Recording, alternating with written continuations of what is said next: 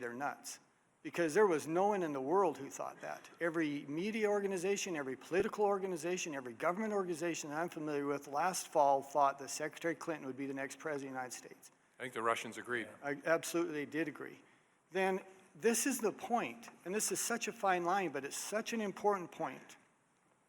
And that is, how can you know for certainty if the Russians were motivated by hurting the person that they thought, in fact, fully expected was going to be the next president of the United States, and comparing that with a motive of this kind of a Hail Mary pass, you know what, maybe this guy's got a shot, let's try and help him get elected. Because those motives would be, and that's again, coming back to my original point, determining motives is very difficult. You have to either have very direct information, or you have to be able to get inside someone's head and really figure out what it is that's driving them. And knowing the Russians expected Secretary Clinton to win, would you see that some of those things that they've done would be consistent with undermining her presidency, not necessarily because they thought Mr. Trump was going to win and they wanted to help him? Again, I think it's two closely related sides of the same coin. I mean, to put it in a homely metaphor, I hate the New England Patriots. And no matter who they play, I'd like them to lose. And so I'm at the same time rooting against the Patriots and hoping their opponent beats them, because there's only two teams on the field. But what the intelligence community concluded was, early on, the hatred for Mrs. Clinton was all the way along. Yep. When Mr. Trump became the nominee, there was some sense that it'd be great if he could win, it'd be great if we could help him, but we need to hurt her no matter what. And then it shifted to, he has no chance, so let's just focus on undermining her. That was the judgment of the intelligence community. Well, I'd also, if I could highlight, I acknowledge the challenge at times about trying to understand intent. But the level of, we're not going to go into specifics in an open, unclassified form, but the level of sourcing, the multiple sources we had, which were able to independently corroborate the judgment. And there's a reason why we were high confidence in everything except just one issue, to include the intent. I understand. I spent some time out at the CIA last week. I was with the staff as best we could through the 2,000 some odd pages. And by the way, not many people did. And some people are casting, aspersions in and not making the effort to go out there and actually look at that. But I'm telling you that having done that, I think a reasonable person could say what I've said here today, that there is another element to this, that there is another, as you said, Mr. Comey, another side of the coin. And this is a very, very difficult, in my opinion, thing to say with high levels of confidence, which is why, once again, the intelligence community isn't perfect sometimes. And we do make mistakes. And Mr. Chairman, I yield back. I'd like to come back for just a few minutes if we could after. Gentleman yields back. Mr. Schiff's recognized. Thank you. Just a couple of quick follow-up questions by myself and Mr. Himes, and then we'll go to Mr. Castro. Director, you were asked about Director Clapper's comments, and I think your response indicated that they were correct as far as the unclassified intelligence assessment goes. Yeah, that's what I understood the question to be about the report itself. I want to make it clear to people, though, the intelligence assessment, the unclassified intelligence assessment, doesn't discuss the issue of U.S. person coordination with the Russians, and I assume that's because at the time of the report in January of this year, that was under an investigation that you have now disclosed. Is that right? Correct. The counterintelligence investigation is the FBI's business. The IC report was about what the intelligence community had about what Russia had done. So there is nothing in the report about coordination or anything like that. It's a separate responsibility of the FBI to try and understand that, investigate it, and assess it. So we shouldn't read Mr. Clapper's comments as suggesting that he takes a different view of whether you had sufficiently credible information and evidence to initiate a FBI counterintelligence investigation. I don't know exactly what he meant. All I can say is what the fact is, which is we just laid out. There's the report, and then there's our investigation. And the report doesn't cover the investigation? Correct. Mr. Himes. Thank you, Mr. Schiff. Gentlemen, in my original questions to you, I asked you whether the intelligence community had undertaken any sort of study to determine whether Russian interference had had any influence on the electoral process, and I think you told me the answer was no. Correct. Correct. We said the U.S. intelligence community does not do analysis or reporting on the U.S. political process or U.S. public opinion. That is Okay. not our fault. So thanks to the modern technology that's in front of me right here, I've got a tweet from the president an hour ago saying the NSA and FBI tell Congress that Russia did not influence the electoral process. So that's not quite accurate, that tweet. I'm sorry, I haven't been following anybody on Twitter while I've been sitting here. I can read it to you. It says the NSA and FBI tell Congress that Russia did not influence the electoral process. This tweet has gone out to millions of Americans, 16.1 million to be exact. Is the tweet, as I read it to you, the NSA and FBI tell Congress that Russia did not influence the electoral process, is that accurate? Well, it's hard for me to react to that. Let me just tell you what we understand the state of what we've said is.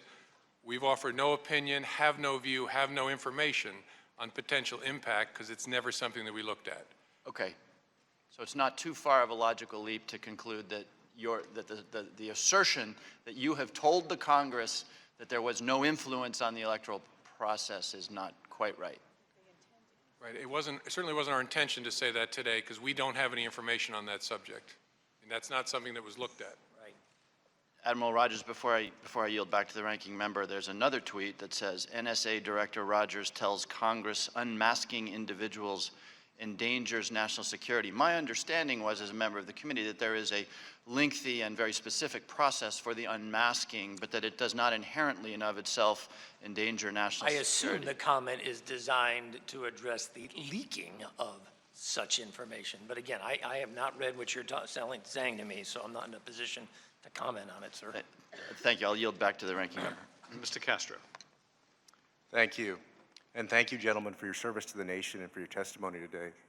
I want to take a moment to turn to the Christopher Steele dossier, which was first mentioned in the media just before the election and published in full by media outlets in January. My focus today is to explore how many claims within Steele's dossier are looking more and more likely as though they are accurate. First, let me ask you, can you describe who Christopher Steele is? No, not going to comment on that. Are you investigating the claims made in the dossier? Not going to comment on that, Mr. Castro. Okay. Well, the reputation of the author, Christopher Steele, as a former accomplished British intelligence officer with a career built on following Russia is important. This is not someone who doesn't know how to run a source and not someone without contacts. The allegations it raises about President Trump's campaign aides' connections to Russians, when overlaid with known established facts and timelines from the 2016 campaign, are very revealing. So let's begin. In general, as my colleagues have discussed before, is it true that a large number of oligarchs and wealthy businessmen in Russia have profited from their continuing close relationships or cooperation with the Kremlin? Could you say that one more time, sir? I want to make sure I understand. Have oligarchs and wealthy folks in Russia profited from their connection to the Kremlin? Yes. And there are no free lunches in Russia. If you get wealthy under Putin, it's because you support Putin and are expected to support him. Is that fair to say? I would assume there's a perception of advantage, but I would assume it also varies by the specifics of the particular Sure. individual and relationship we're talking about. Okay. But Putin never just trusts, he verifies, right? As a former KGB man, he wants to keep tabs on his wealthiest citizens, especially those that could ever pose a challenge to him. Is that right? Keep hitting this? You want to keep it? I assume he maintains knowledge of the situation around him to include particular centers of influence within Russia.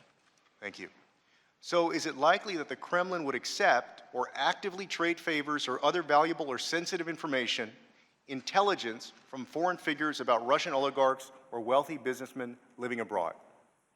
Is it possible? Yes, but again, it depends on the particulars of the situation. I don't know that I would make a flat statement on that. But it's certainly a possibility. It's a possibility. Okay. Well, the dossier definitely seems right on these points. A quid pro quo relationship seems to exist between the Trump campaign and Putin's Russia. A July 19, 2016 entry, for example, asserts that Russians were receiving intel from Trump's team on Russian oligarchs and their families in the United States.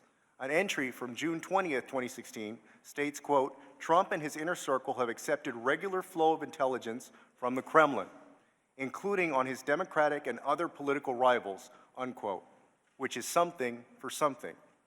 A July 30th entry likewise states that, quote, a source close to Trump campaign confirms regular exchange with the Kremlin has existed for at least 8 years, including intelligence fed back to Russia on oligarchs' activities in the United States. Is it generally true that Moscow actively seeks and supports, whether through the oligarchs, overt Russian officials, or undeclared intelligence officers, sympathetic or cooperative foreign figures abroad, whether through business dealings or political backing or a combination of the two? I think it's generally true. I mean, generally, this is a tactic. Generally, it's a tactic we have seen over time, but again, I would caution us, we're talking about very specific cases theoretically here, and I'm not prepared to get in any of the specifics. And I know that my colleagues have touched upon this, but I think it's important in the context of Christopher Steele's dossier to bring it up again. So my question is it likely or plausible that the Russians might seek out Americans for Moscow's purposes?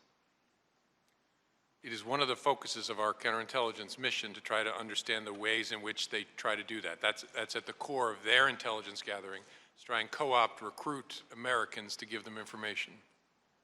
So the dossier states in an entry dated August 10, 2016, that a, quote, Kremlin official involved in U.S. relations, unquote, suggests that Moscow might offer assistance to, quote, sympathetic U.S. actors.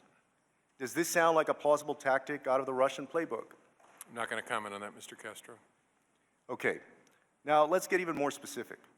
Among the U.S. actors, this Kremlin official mentions are Carter Page and Michael Flynn, whom my colleagues have already discussed at length and which the dossier describes as, quote, examples of successes by the Kremlin official. We know Carter Page went to Moscow on July 7th to give a speech to the new economic school. We're in possession of the slide deck from his speech there. And we know Carter Page obtained approval from the Trump campaign manager at the time, Corey Lewandowski, as reported in Politico, citing National Security Campaign official J.D. Gordon. Now, let me ask you another question with respect to somebody else. Is it correct that Igor Senchin, the president of Russian oil giant Rosneft, is a former member of Russian intelligence and a longtime aide and confidant to Vladimir Putin? Not going to answer that, Mr. Castro.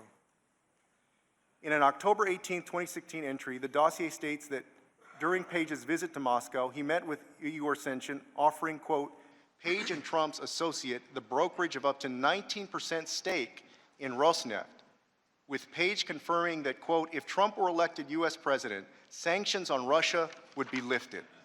And although, fortunately, the White House hasn't been so naive as to unilaterally lift sanctions on Russia, it was widely reported that on January 27th of this year, Rosneft sold a 19.5% stake in Rosneft in what Reuters calls, quote, one of its biggest privatizations since the 1990s. Furthermore, Reuters reported that, quote, public records show the ownership structure of the stake ultimately includes a Cayman Islands company whose beneficial owners cannot be traced. What a coincidence. Is this the subject of your investigation? One of the subjects of your investigation? Same answer, Okay, meaning I'm not going to comment. I understand. So let's move to WikiLeaks for a moment, who played such a prominent role in the 2016 election. As has been established before and reestablished at this hearing, WikiLeaks was at a minimum an unwitting pawn and at maximum an active co-conspirator of the Kremlin's in publishing stolen DNC and senior Democratic officials' emails. And do you agree this was done in order to offer Moscow some measure of separation as to mask its hand in having hacked and stolen the data in the first place, but so it could still have it publicly posted to inflict damage on the Clinton campaign? Yeah, I think that's fair. Yes. Okay. An entry from July 19, 2016 in the dossier states that a Trump associate knew that the Kremlin was using WikiLeaks in order to maintain, quote, plausible deniability of its involvement. 3 days after this entry, WikiLeaks carries out the Kremlin's wishes and publishes upwards of 20,000 stolen DNC emails and 8,000 associated email attachments. And the rest, as they say, is history. Another entry, dated August 17th, has Carter Page and a Russian associate discussing WikiLeaks, publishing emails in order to swing Sanders supporters away from Clinton and to Trump. And again, from a September 14th entry of the dossier, quote, Kremlin has further compromising material on Clinton in form of emails and considers disseminating after parliamentary elections in late September.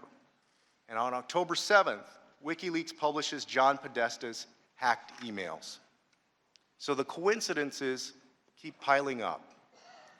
Let's turn, in the few minutes that I have remaining, again to Paul Manafort as a follow-up to Mr. Himes' questioning. Suffice it to say, Paul Manafort was a major part of the Trump campaign, including serving as its chairman, convention manager, and chief strategist before departing the campaign in disgrace in August 2016. It's also established the fact that Paul Manafort was a longtime official advisor to pro-Russian Ukrainian political leadership.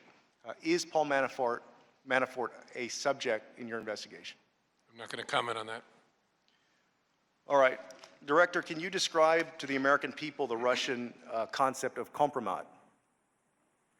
It's a technique that they use to gather information on people that may be embarrassing or humiliating and using it to coerce cooperation. In your career, have you known instances where that has been successfully leveraged? Yes, I believe our counterintelligence division has encountered it a number of times. Does that include private places, including places such as hotels that are wired for audio and video? I don't think I remember enough about the particulars to say, but in theory, sure. Thank you. I yield back. I yield back to Ranking Member Schiff. I recognize Mr. Heck.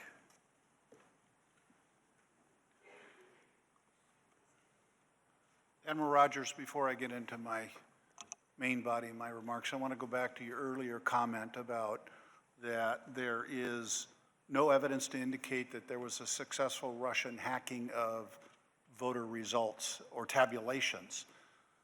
What I did not hear you say is whether or not there had been any attempts to hack into election systems of any kind. I can answer that because the FBI's responsibility is in the United States. We saw no indication of that. We saw efforts to penetrate voter registration databases, state boards of elections at that level. We saw no efforts aimed at the vote itself.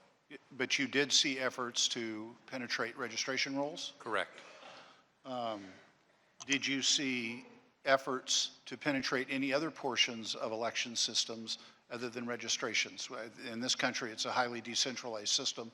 And as a consequence, as you will recall, then Secretary of Homeland Security Jay Johnson indicated that election systems should become a part of our critical infrastructure for cybersecurity purposes. Their efforts were aimed at the voter registration systems in various states, and it takes different forms in various states. Sometimes there's a private vendor, sometimes it's state, but that's where it was focused and not on the vote itself, vote machines, vote tabulation, vote transmission that we've seen. Thank you. I yield back to the ranking member, I think. Time's expired, and let me go quickly to Mr. Turner. Thank you, Mr. Chairman. There's been a lot of statements that have been made up here as opposed to questions, and we don't certainly feel the need to clarify all of them, but there is one aspect that does need to be clarified because it's also involved both of your testimonies. There has been discussion up here concerning the statements by James Clapper, and rather than do the conjecture as it has been made, I'm going to just read it. Chuck Todd said, "Let me ask you this. Does intelligence exist that can definitively answer the following question, whether there were improper contacts between the Trump campaign and Russian officials?" James Clapper said, "We do not include any evidence in our report. I say our, that's NSA, FBI, and CIA, with my office and the Director of National Intelligence, that had any reflection of collusion between members of the Trump campaign and the Russians. There was no evidence of that included in our report." Chuck Todd followed up, "I understand that, but does it exist?" James Clapper answered, "Not to my knowledge." So the text is not merely related to the report. I yield back. Mr. Crawford's recognized. Thank you, Mr. Chairman. Thank you, gentlemen, for being here today. I'll start with Director Comey. Despite your expressed disdain for the New England Patriots, I think that Tom Brady would probably like to express his gratitude for the FBI's assistance in recovering his stolen Super Bowl jersey, so I'll do that on his behalf now. Thank you. By the way, if I'm honest with myself, the reason I don't like the Patriots is they represent sustained excellence. And as a Giants fan, that drives me crazy. Director Comey, are you familiar with an article, July 18th, 2016, from the Washington Post entitled "Trump Campaign Guts GOP's Anti-Russia Stance on Ukraine"? I'm not familiar with that article. I don't remember it. Ask unanimous consent to add this to the record. Just for your edification, Director, there's an allegation contained in that article that as a National Security Committee platform meeting, Trump staffers wrote an amendment to an amendment that stripped out platforms call for providing, quote, lethal defensive weapons and replace it with softer language calling for, quote, appropriate assistance. Are you familiar with a March 18th, 2017 story in the Washington Examiner entitled "How Pundits Got Key Parts of the Trump-Russia Story All Wrong"? Are you familiar with that? I don't think I am. I'm asking unanimous consent to add that to the record. And also for your edification, I'll go to some of the meat of that story. Are you aware of an allegation that Trump staffers gutted the Ukraine plank of the platform? Am I aware of the article on that? Are you aware of anything of that nature, the article, or any activity to that I end? don't want to talk about anything. I'm willing to comment on whether I've seen different things in the media. I don't want to talk about anything beyond that. Okay. So then, safe to say you're not aware of the final platform that retained all of the language from the original platform plus a portion of the amendment offered by the platform committee member? I don't want to comment. Okay. Then I'll go through, I know that you're limited on what you can comment on. I'll go through some of the as I said, the meat of this. Reading from the platform, it says, quote, "We will meet the return of Russian belligerents with the same resolve that led to the collapse of the Soviet Union. We will not accept any territorial change in Eastern Europe imposed by force in Ukraine or elsewhere, and will use all appropriate measures to bring to justice the practitioners of aggression and assassination," end quote. Does that sound to you as like a pro-Russian or a pro-Putin statement in your assessment? That's not for me to comment on. Okay.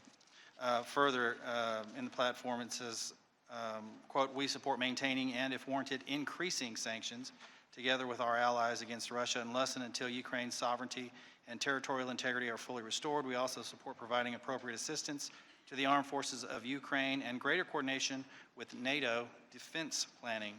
And again, that sounds like fairly clear language in their relationship to Russia. Would you agree? Same answer, Mr. Crawford. Okay, thank you. The final language, I'll get to here in just a sec. There was an amendment, but the final language regarding that plank of the platform with regard to national security relating to Russia. It says, quote, "We support maintaining and, if warranted, increasing sanctions together with our allies against Russia unless and until Ukraine's sovereignty and territorial integrity are fully restored. We also support providing appropriate assistance to the armed forces of Ukraine and greater coordination with NATO defense planning."